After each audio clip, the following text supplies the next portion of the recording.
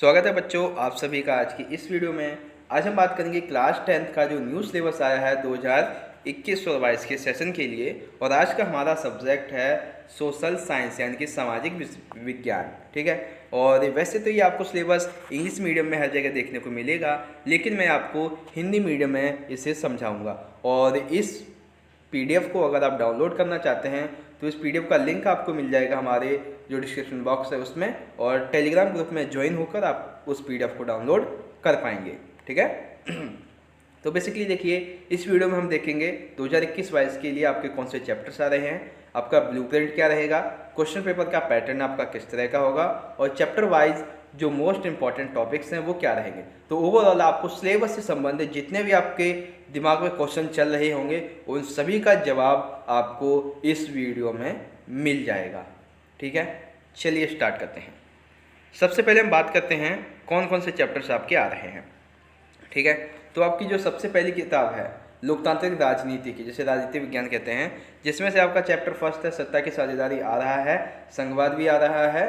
Then आपका chapter number जो third है लोकतंत्र और विविधता, ये आपका चैप्टर नहीं आ रहा है। ये जो चैप्टर है वो सिर्फ आपके पीरियोडिक टेस्ट के लिए यूज़ किया जाएगा, यानी कि पीरियोडिक टेस्ट के लिए आपको पढ़ना है, बोर्ड के लिए आपको इस चैप्टर को नहीं पढ़ना है। यानी कि इस चैप्टर से बोर्ड में कोई भी क्वेश्चन नहीं पूछा जाएगा, सिर्फ पीरियोडिक टेस्ट के लिए ये आपको पढ़ना पड़ेगा। ठीक है। देन चैप्टर 4 है जाति धर्म और लैंगिक मसले, ये आपका आ रहा है। देन जैसे चैप्टर 3 था कि पीरियोडिक टेस्ट के लिए यूज़ किया जाना है, बोर्ड में नहीं आएगा, वैसे ही चैप्टर 5 है जन संघर्ष और आंदोलन, ये भी आपका पीरियोडिक टेस्ट के लिए ही यूज़ होगा और बोर्ड के लिए नहीं आएगा। चैप्टर 6 है राजनीतिक दल, चैप्टर 7 है लोकतंत्र के परिणाम। देन चैप्टर 8 है लोकतंत्र की चुनौतियाँ, ये भी पीरियोडिक टेस्ट में यूज होगा, यानी कि पढ़ना पड़ेगा पीरियोडिक टेस्ट के लिए, बोर्ड के लिए आपको नहीं पढ़ना है। तो ओवरऑल देखा जाए, अगर हम बोर्ड की बात करें तो इसमें आपका जो चैप्टर 1 है सत्ता की साझेदारी संघवाद, चैप्टर 4 है जाति धर्म और लैंगिक मसले, चैप्टर 6 है राजनीतिक दल और लोकतंत्र के परिणाम, चैप्टर 7 ये आ रहे हैं।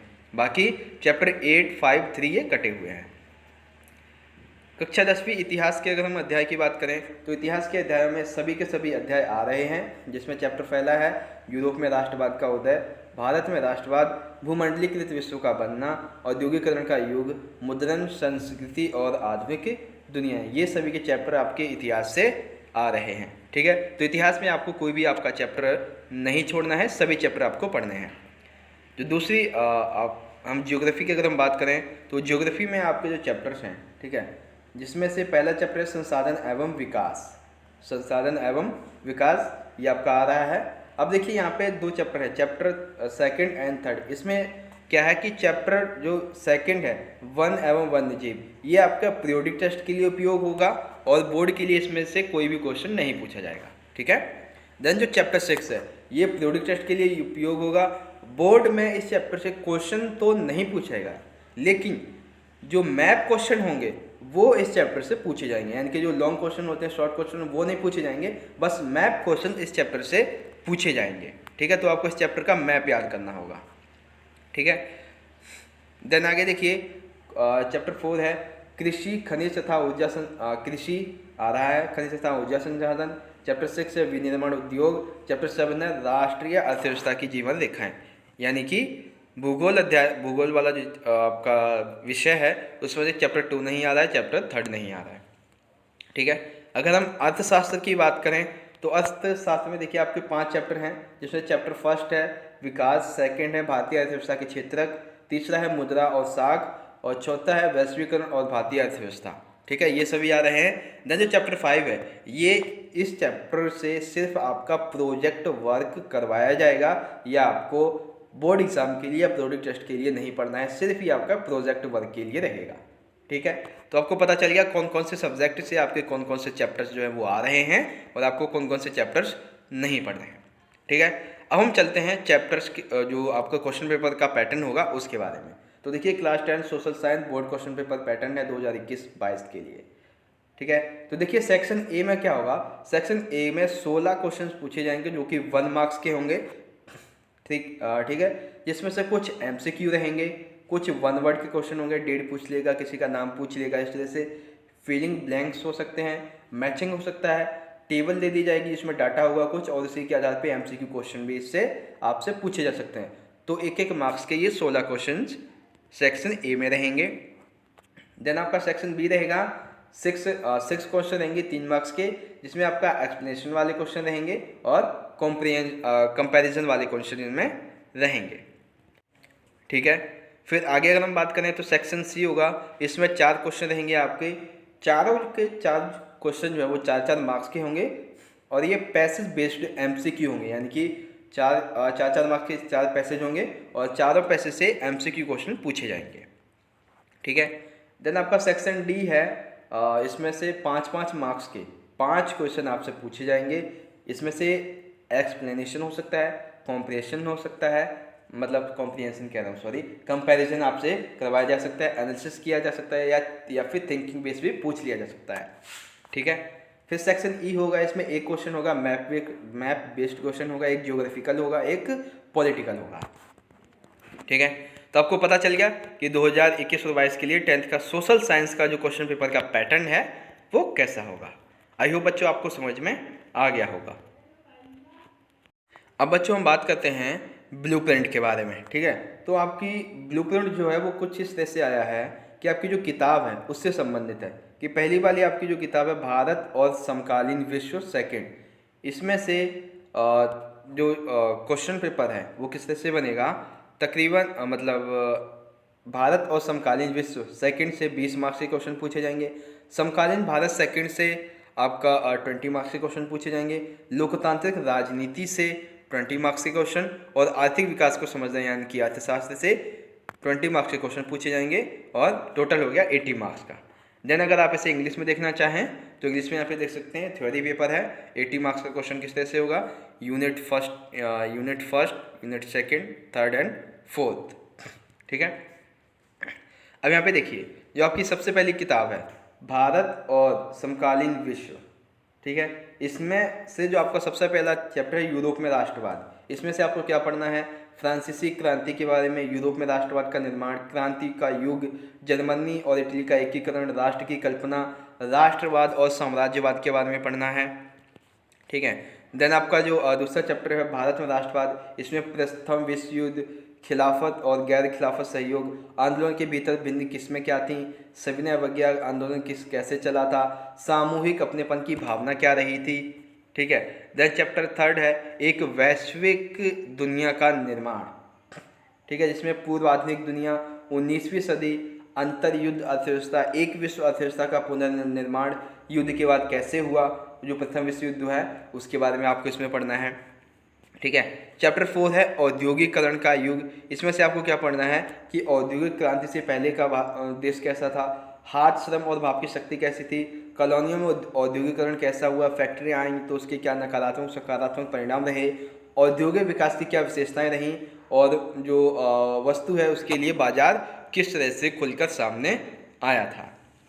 ठीक है, फिर आगे आता है चैप्टर 5 प्रिंट संस्कृति और आधुनिक दुनिया, इसमें पहली मुद्रित पुस्तकें, प्रिंट यूरोप में आता है, प्रिंट क्रांति और उसका प्रभाव, पढ़ना, उन्माद, 19वीं सदी, भारत और प्रिंट की दुनिया, धार्मिक सुधार और सार्वजनिक बहस, प्रकाशन के नए रूप, प्रिंट और सेंसरशिप। ठीक है, तो आपकी जो फर्स्ट बुक थी कौन सी वाली, एक सेकेंड, ये वाली भारत और समकालीन विश्व, इसमें 5 चैप्टर थे, जिसमें से आपको पता चल गया है कि किस किस चैप्टर से कौन कौन से इंपॉर्टेंट टॉपिक्स आपको पढ़ने हैं। ठीक है, अब हम आगे बात करते हैं जो आपकी सेकंड बुक है समकालीन भारत वाली। ठीक है, जिसमें पहला विकास है संसाधन, पहला चैप्टर है संसाधन और विकास, संसाधनों के प्रकार, इनका विकास, भारत में इनकी योजना, भूमि संसाधन, भूमि उपयोग, भारत में भूमि उपयोग का पैटर्न क्या है, भूमि संरक्षण और रक्षण का उपयोग, एक संसाधन के रूप में मिट्टी का वर्गीकरण, मृदा अपरदन और मृदा संरक्षण।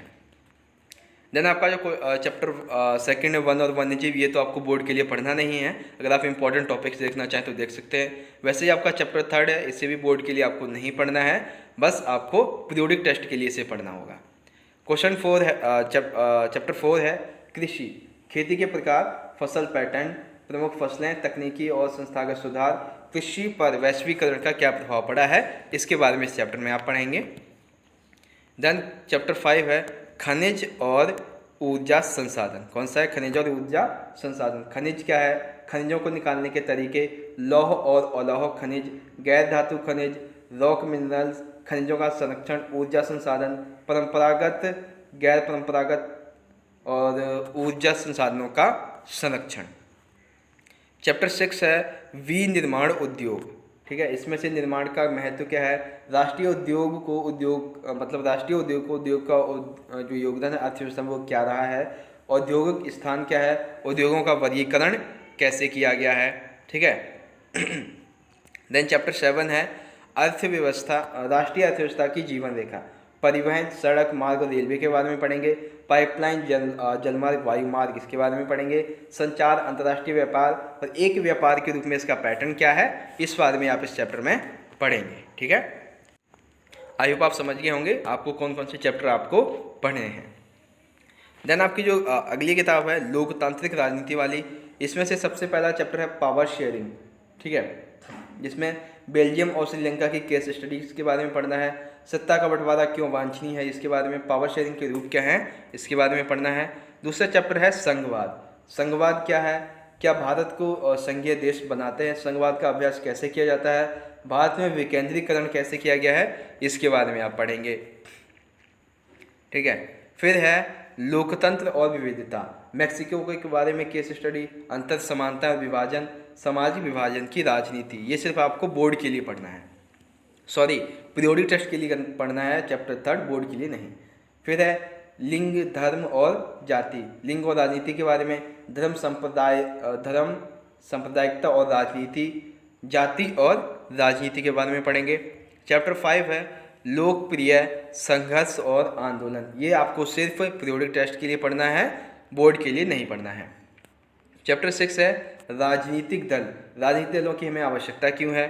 ठीक है, हमारे पास कितनी पार्टियां होनी चाहिए? राष्ट्रीय राजनीतिक दल, राज्य दल, राजनीतिक दलों की चुनौतियां, दलों को कैसे सुधारा जा सकता है, इसके बारे में। फिर चैप्टर 7 है लोकतंत्र के परिणाम।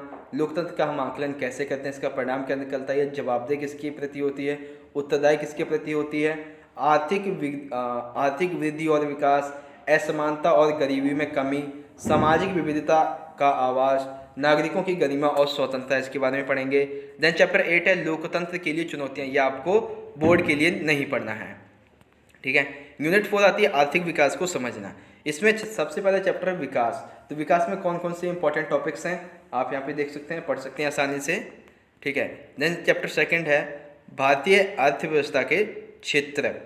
भारतीय अर्थव्यवस्था के क्षेत्रक, तो इसमें कौन कौन से इंपॉर्टेंट टॉपिक्स हैं जिनके बारे में आपको पता होना चाहिए, उससे भी वीडियो को पॉज करके पढ़ लीजिए। देन चैप्टर 3 है पैसा एंड क्रेडिट। ये इंग्लिश में नाम लिख गया है इसका, ठीक है, तो इसका हिंदी में नाम क्या देख लीजिएगा। देन चैप्टर 4 है वैश्वीकरण और भारतीय अर्थव्यवस्था। इंपॉर्टेंट टॉपिक्स ये वाले हैं, देख सकते हैं। देन चैप्टर 5 है, ये आपको नहीं पढ़ना है। ठीक है, फिर हम चलते हैं, अब यहाँ पे देखिए परियोजना कार्य के बारे में बताया गया है। ठीक है, तो इस परियोजना कार्य में क्या है कि कोई भी एक प्रोजेक्ट किसी बच्चों को करना है, चाहे उपभोक्ता जागरूकता पर हो, सामाजिक मुद्दे पर हो या फिर सतत विकास पे, जो कि 5 अंक का रहेगा। ठीक है, और किस किस तरह से मार्क्स बांटे जाएंगे उसके बारे में बताया गया है। और मानचित्र के बारे में यहाँ पे देख सकते हैं, मानचित्र वस्तुओं की सूची है। भारतीय राष्ट्रीय कांग्रेस के सत्र इसके बारे में है। ठीक है, अध्याय 3 से है ये। भारतीय राष्ट्रीय आंदोलन के महत्वपूर्ण केंद्र कौन से थे। और उसके बाद फिर भूगोल है, इसमें से अध्याय 1 से संसाधन और विकास, जल संसाधन, इसमें से जो इम्पोर्टेंट मैप्स दिए गए हैं वो आपको यहाँ से याद रखना है। ठीक है, चैप्टर 4 है कृषि और चैप्टर 5 है खनिज और ऊर्जा संसाधन, इससे संबंधित। देन बिजली संयंत्र जैसे कि थर्मल कहाँ पे है, नाभिकीय कहाँ पे है। ठीक है, फिर विनिर्माण उद्योग से जैसे कि विनिर्माण उद्योग से जैसे सूती वस्त्र उद्योग कहाँ कहाँ पर है, ये आपको पहचानना है। लौह और इस्पात संयंत्र कहाँ पे हैं। सॉफ्टवेयर एवं प्रौद्योगिकी पार्क जो है वो कहाँ कहाँ पर है, इनके बारे में आपको पता होना चाहिए। देन जो चैप्टर 7 है राष्ट्रीय अर्थव्यवस्था की जीवन रेखा, प्रमुख बंदरगाह कहाँ कहाँ पर है, ये आपको पता होना चाहिए। अंतर्राष्ट्रीय हवाई अड्डे जो हैं वो कहाँ कहाँ पर हैं, आपको ये भी पता होना चाहिए। ठीक है, तो जो इम्पोर्टेंट मैथ्स बेस्ड क्वेश्चंस हैं वो यहाँ पे आई होप आपको पता चल गया होगा। हर एक बुक से कौन कौन से इम्पोर्टेंट मैथ्स हैं जो कि आपसे पूछे जाएंगे, ठीक है, आपको पता चल गया होगा। देन फिर अगर हम आगे बात करें तो पहले तो यहीं पे देख लीजिए जो मैथ बेस्ड क्वेश्चन है वो कुछ इस तरह से पूछे जाएंगे आपसे। देन अगर आप इंग्लिश मीडियम के छात्र हैं, ठीक है, तो इसको आप यहाँ पे वीडियो को पॉज करके इंग्लिश मीडियम से पढ़ सकते हैं। अदरवाइज इंग्लिश मीडियम और हिंदी मीडियम दोनों का ही यानी कि ये पीडीएफ मैं अपने टेलीग्राम ग्रुप में डाल दूंगा, वहाँ से जाके टेलीग्राम ग्रुप में ज्वाइन होकर आप इस पीडीएफ को डाउनलोड कर पाएंगे और पीडीएफ को डाउनलोड करने के बाद आप बड़ी आसानी से अपना सिलेबस समझ सकते हैं, ठीक है। तो अगर आप इंग्लिश मीडियम के छात्र हैं तो इस वीडियो को पॉज करके इंग्लिश में पढ़ सकते हैं, अदरवाइज सीबीएसई के साइट से आप इसे डाउनलोड कर ही लेंगे। तो ये वीडियो बेसिकली हिंदी मीडियम के बच्चों के लिए थी, ठीक है। एंड फिर यहाँ पे प्रोजेक्ट वर्क आ जाता है आपका, ठीक है, जो कि 5 मार्क्स का रहेगा आपका। फिर आगे जो है वो मैप बेस्ड क्वेश्चन आ जाते हैं। यहाँ पे देख सकते हैं कौन कौन से मैप बेस्ड क्वेश्चन हैं। एक सेकेंड, हाँ यहाँ पे देखिए। और फिर अगर हम आगे बात करें, अच्छा एक चीज़ यहाँ पे रह गई है कि जो इंटरनल असेसमेंट है क्लास 10th का, इसमें से जो पीरियोडिक टेस्ट होगा, ठीक है, ये हिंदी और इंग्लिश मीडियम दोनों बच्चों के लिए है कि पीरियोडिक टेस्ट आपका 10 मार्क्स का रहेगा, ठीक है। फिर आपको एक पोर्टफोलियो दिया जाएगा बनाने के लिए जो कि आपका 5 मार्क्स का रहेगा। और सब्जेक्ट इनरिचमेंट एक्टिविटी के बारे में, मतलब आप कैसा काम करते हैं, यूनिट टेस्ट वगैरह कैसे दिया आपका, ये आपका 5 मार्क्स का होगा जो कि प्रोजेक्ट वर्क पे बेस्ड रहेगा। तो ये हिंदी और इंग्लिश मीडियम दोनों बच्चों के लिए ही था, ठीक है। इंटरनल असेसमेंट 80 मार्क्स का क्या हो जाएगा आपका क्वेश्चन पेपर। देन आपका लिस्ट मैप आइटम्स हैं यहाँ पे, मतलब मैप्स हैं, कौन कौन से मैप्स आपसे पूछे जाएंगे उसके बारे में यहाँ पे बता रखा है, ठीक है। तो हर एक सब्जेक्ट से कौन कौन से चैप्टर हैं जिनमें से मैप्स पूछा जाएगा वो आपको यहाँ पे बताया जा रहा है। आप वीडियो को पॉज करके इस वीडियो को आसानी से, मतलब इस वीडियो में जो दिखा रहा हूँ आपको, उसे पढ़ सकते हैं। और अगर आप इसका पीडीएफ डाउनलोड करना चाहते हैं तो टेलीग्राम ग्रुप में ज्वाइन होकर डाउनलोड कर लीजिएगा। तो बच्चों यहीं पे हमारी आज की ये वीडियो ख़त्म होती है। वीडियो अराउंड आपकी 17-18 मिनट की बन गई है। तो लेकिन आपको इस 17-18 मिनट की वीडियो में आपको पता चल गया, आपके सारे के सारे डाउट्स क्लियर हो गए होंगे, आपके कौन कौन से चैप्टर्स आ रहे हैं, कौन कौन से नहीं आ रहे हैं, क्वेश्चन पेपर का पैटर्न कैसा होगा, मैप से इंपॉर्टेंट क्वेश्चन कौन से होंगे, पीरियोडिक टेस्ट, पोर्टफोलियो या फिर इंटरनल असेसमेंट हमारा कैसा होगा, और क्वेश्चन पेपर का पैटर्न कैसा होगा, कितने कितने मार्क्स के क्वेश्चन पूछे जाएंगे, कैसे कैसे क्वेश्चंस होंगे और कितने कितने क्वेश्चंस होंगे, ये भी आपको पता चल गया होगा। और बुक वाइज कितने कितने मार्क्स के जो क्वेश्चंस हैं वो पूछे जाएंगे, ये भी आपको पता चल गया होगा। तो इस तरह से बच्चों हमारी आज की ये वीडियो यहाँ पे ख़त्म होती है। अगर आपको ये वीडियो अच्छी लगी हो तो लाइक करना, इस वीडियो को ज़्यादा से ज़्यादा अपने सभी दोस्तों के साथ जरूर शेयर कर दीजिएगा। हम मिलेंगे बच्चों अगली वीडियो में किसी नए टॉपिक की वीडियो के साथ। तब तक के लिए आप पढ़ते रहिए, अपना ख्याल रखिए। धन्यवाद। जय हिंद, वंदे मातरम।